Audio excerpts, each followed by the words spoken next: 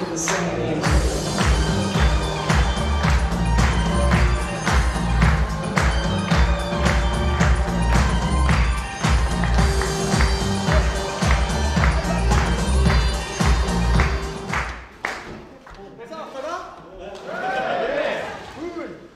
Alors, je ne sais pas si vous avez constaté, mais ça fait 8 ans que la SNCF, ils mettent des pianos dans les gares. Vous avez vu ou pas? Et moi, ça fait 8 ans que je viens tous les jours à la gare Saint-Lazare. Je joue et je chante là-bas. Alors, au début, les gens, ils étaient contents. Ils voyaient, ils disaient « Ah, sympa, un nouvel artiste. On espère qu'il va se faire connaître. » 3 ans après, ils repassaient dans la gare. Ils voyaient que j'étais toujours là. Ils disaient « Ah, apparemment, il est toujours là, le clochard. » La dernière fois, je suis reparti avec un panini et une couverture. Il y avait une mamie de 70 ans. Elle s'appelait Suzanne, elle est venue me voir, elle m'a fait « Oh, vous jouez merveilleusement bien du piano. » J'ai dit « Merci, ça fait plaisir. » Ce matin, je me suis réveillé avec Suzanne. Alors elle, par contre, elle ne s'est pas réveillée. Tu sais, quand elle me disait « Envoie-moi au 7e ciel », je ne pensais pas l'envoyer au ciel directement. Il y a eu une autre fois aussi, j'arrive à la gare, je m'installe, je joue, je chante. Et là, je vois 4 personnes qui se retournent. À ce moment-là, je me suis clairement cru dans The Voice. Il y avait 3 mecs, une fille. Il y a le moment où je dois faire un choix, je vais voir la fille et je lui dis bah écoute, je vais te prendre. Du coup j'ai passé l'étape des battles en prison. Moi vous savez, je chante vraiment tous les jours là-bas. Et moi je pense que ceux qu'on fait le plus chier c'est les commerçants. Moi ça m'étonnerait pas qu'un jour il y ait une annonce qui fasse pam pam pala, le pianiste de la gare Saint-Lazare est prié de fermer sa gueule, merci.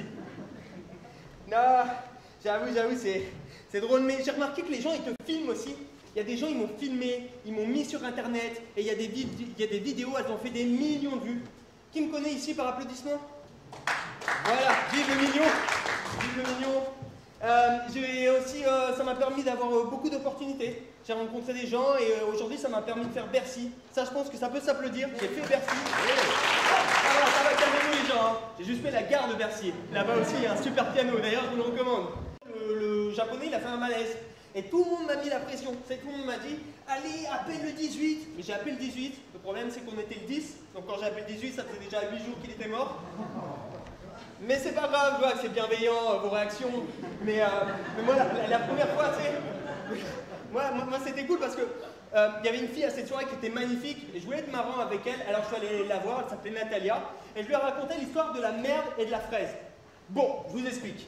C'est une merde et une fraise qui sont dans un bois, et la fraise, elle regarde la merde d'un regard un peu méprisant. Tu sais, genre en mode « Toi, t'es qu'une pauvre merde, t'es dégueulasse, tandis que moi, je suis une belle petite fraise, c'est trop, je t'en veux. » Là, d'un mec qui passe dans le bois, qui récupère la fraise, et la merde, elle voit la fraise partir, elle lui fait « À tout à l'heure !» Voilà, vous aurez compris que je ne l'ai pas niqué ce soir-là. Par contre, à la fin de la soirée, je les réaccompagne en voiture, et ça, c'était très important, les réaccompagner. On a roulé quelques kilomètres comme ça, on a roulé. Donc là, vous aurez juste compris que j'ai une Fiat Panda. Merci. Une fois en bas de chez elle, elle m'a proposé le café. J'ai dit oui. Une fois chez elle, je lui ai dit alors, est-ce que tu veux le faire? Elle m'a dit oui. Du coup, elle est partie faire le café. Et moi, je pensais vraiment qu'elle allait me faire monter au 7e ciel. Finalement, elle m'aura juste fait monter au 7e étage. Et je vous m'arrête là. Merci beaucoup, les filles. Vous avez fait incroyable.